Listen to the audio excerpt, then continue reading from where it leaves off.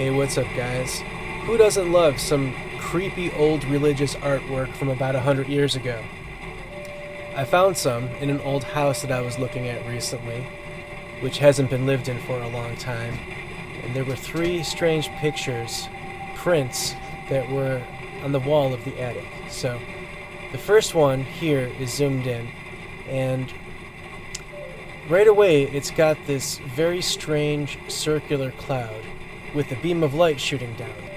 You might have already guessed that I'm going to describe this round flying object with the light shining down as looking similar to the modern description of a classic flying saucer with a beam of light shooting down. So, just the most basic shapes of the cloud being round and of the beam of light shooting down vertically.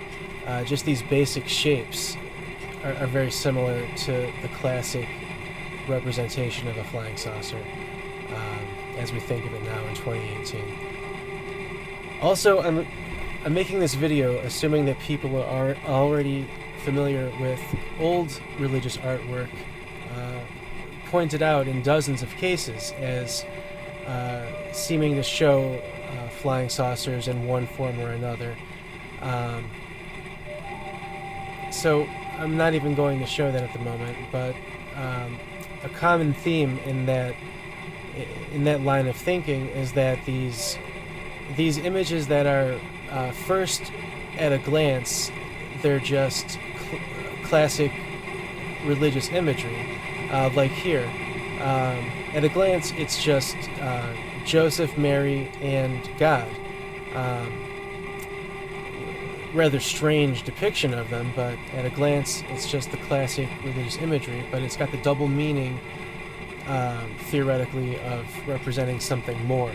Representing a solid-looking, round, flying object with a beam of light shooting down, and if we take the double meaning further, then, well, this is supposed to be God poking his head out of the clouds, we could read into it as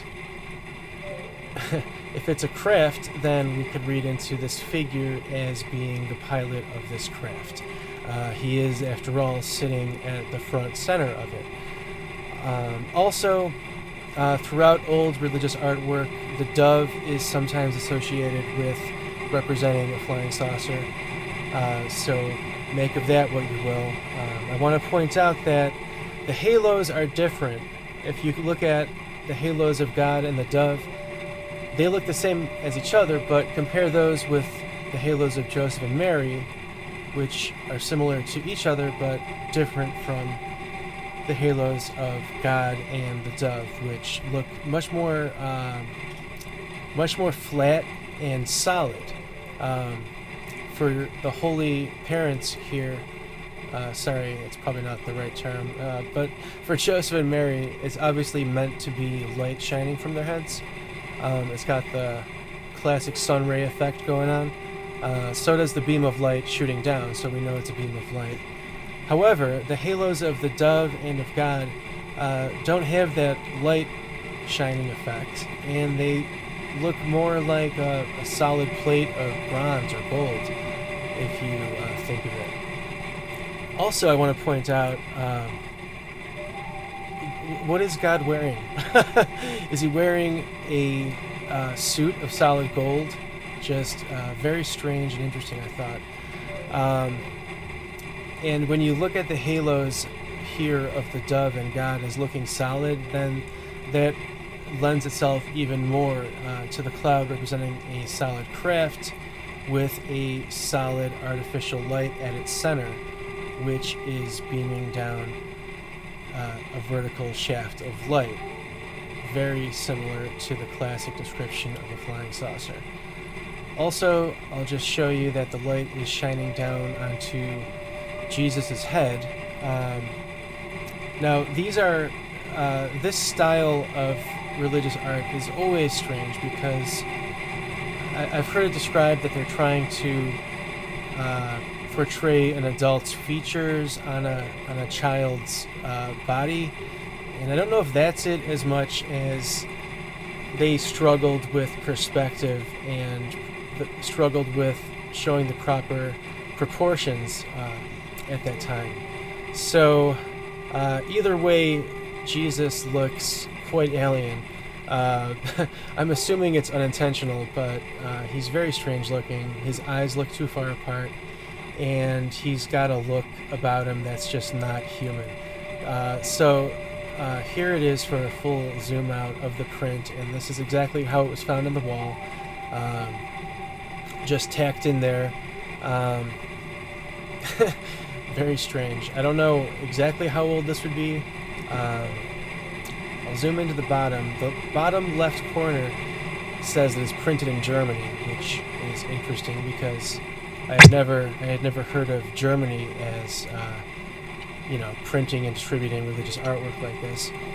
Then it's got a handful of different translations of the phrase Holy Family, and it seems to have French, Spanish, Italian. So very interesting. And I can't really make out the bottom right corner, but I do have the other photo of this print, so I'm hoping that it just shows up in the next photo that I'll show you. So here's the second photo that I've got of that print, and this one shows the color a little bit better. Now in the bottom right, it actually is not a date, it's not a year, it's just the number 137 for whatever reason. Yeah, so I don't know, I'm not sure what this phrase next to it means, and I'm not going to pronounce it either.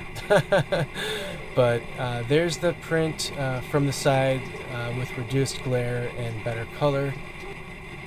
Also, I almost didn't mention this, but what is this little speck that seems to be part of the painting right below the dove?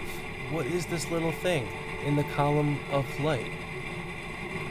It kind of tends to get lost within all the other marks on this print here, but that really does look like it's part of the painting, and so I just don't know what to think about this tiny little object that seems to be floating just underneath the dove, other than observing that it resembles an object floating within the column of light of a modern UFO description. So it has that resemblance.